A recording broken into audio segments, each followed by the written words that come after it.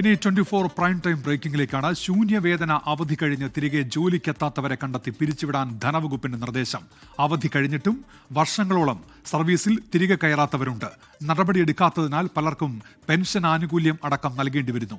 ഈ സാഹചര്യത്തിലാണ് ധനവകുപ്പിന്റെ കർശന നിർദ്ദേശം. 24 പ്രൈം ടൈം ബ്രേക്കിംഗിലേക്ക് ഉമേഷ് ബാലകൃഷ്ണൻ ചേരുന്നുണ്ട് ഇപ്പോൾ തിരുവനന്തപുരത്ത് നിന്ന്. ഉമേഷ്, ധനവകുപ്പ് നിലപാട് കടുപ്പിക്കുന്ന വിഷയത്തിൽ വിവരങ്ങൾ ഉമേഷ്.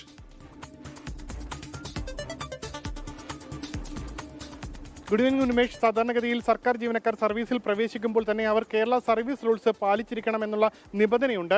എന്നാൽ സാധാരണഗതിയിൽ പഠനാവധിക്കോ അല്ലെങ്കിൽ വിദേശത്ത് ജോലിക്കോ എല്ലാം പോകുന്നവർക്ക് നിശ്ചിത കാലയളവിലേക്ക് ശൂന്യവേതന അവധി നൽകാറുണ്ട്.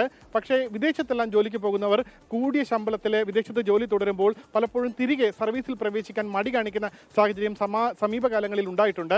അതേ തുടർന്ന് ഒരുപക്ഷെ തിരികെ നിശ്ചിത കാലയളവിൽ ഒരുപക്ഷെ 3 വർഷത്തേക്ക് ശൂന്യവേതന അവധി നൽകി കഴിഞ്ഞാൽ അവർ 3 വർഷം കഴിയുമ്പോൾ തിരികെ സർവീസിൽ പ്രവേശിക്കണം. സർവീസിൽ പ്രവേശിച്ചിട്ട് വീണ്ടും ആവശ്യമുണ്ടെങ്കിൽ ലീവിന് അപേക്ഷ നൽകിയാൽ അത് അംഗീകരിച്ചാൽ മാത്രമേ അവർക്ക് വീണ്ടും വിദേശത്തേക്ക് പോകാൻ കഴിയൂ. പക്ഷേ അങ്ങനെ തിരികെ പ്രവേശിച്ചില്ല എങ്കിൽ, നിശ്ചിത കാലയളവിൽ അവർ തിരികെ പ്രവേശിച്ചില്ല എങ്കിൽ അതിന് കാരണം ചോദിച്ച് ഇവർക്ക് കത്തയക്കണം. ആ കത്തയച്ച് മറുപടി നൽകിയില്ല എങ്കിൽ ഇവർ കാരണം കാണിച്ച് പത്രത്തിൽ പരസ്യം നൽകണം.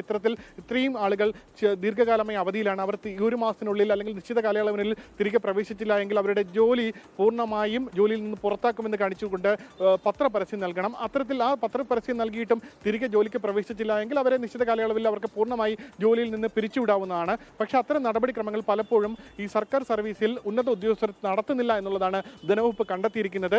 അത്തരത്തിൽ കൃത്യമായി ഉദ്യോഗസ്ഥരെ, ശൂന്യവേതന അവധിക്ക് പോകുന്ന ഉദ്യോഗസ്ഥർ തിരികെ പ്രവേശിക്കാത്തവർക്കെതിരെ കൃത്യമായി നടപടിയെടുക്കുന്നില്ല. പ്രത്യേകിച്ച് ആരോഗ്യവകുപ്പിലടക്കം കൂടുതൽ വിദേശത്ത് ജോലിക്ക് പോകുന്നവർ തിരികെ എത്താത്ത സാഹചര്യമുണ്ട്. കാരണം വലിയ ശമ്പളമാണ് വിദേശത്തെല്ലാം ജോലിക്ക് പോകുന്ന ആരോഗ്യ പ്രവർത്തകർക്കടക്കമുള്ളത്. അതുകൊണ്ട് തന്നെ അവർ തിരികെ വരാത്ത സാഹചര്യമുണ്ട്. അത്തരത്തിലുള്ളവരെ കൃത്യമായി കണ്ടെത്തി അവരെ സർവീസിൽ നിന്ന് പിരിച്ചുവിടാനുള്ള നടപടിക്രമങ്ങൾ തുടങ്ങണമെന്നതാണ് ധനവകുപ്പിന്റെ പുതിയ സർക്കുലറിൽ പറയുന്നത്.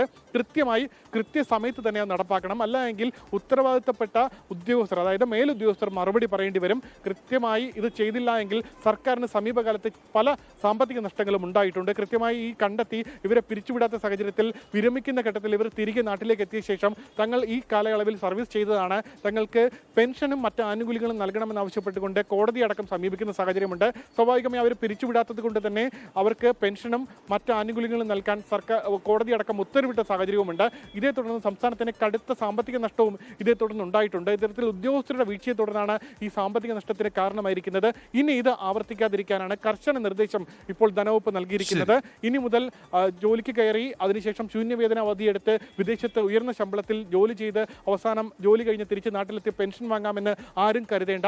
നിശ്ചിത കാലയളവിൽ തിരികെ പ്രവേശിച്ചില്ല എങ്കിൽ അവരുടെ ജോലി പോകും. അതിനുവേണ്ടിയുള്ള നിർദ്ദേശങ്ങൾ നൽകിയിട്ടുണ്ട്. ഏതെങ്കിലും സാഹചര്യത്തിൽ അവരുടെ ജോലി പോയില്ല എങ്കിൽ അല്ലെങ്കിൽ ജോലിയിൽ നിന്ന് പിരിച്ചുവിട്ടില്ല എങ്കിൽ അതിന് ഉത്തരവാദിത്തപ്പെട്ട ഉദ്യോഗസ്ഥർ മറുപടി പറയേണ്ടി വരും.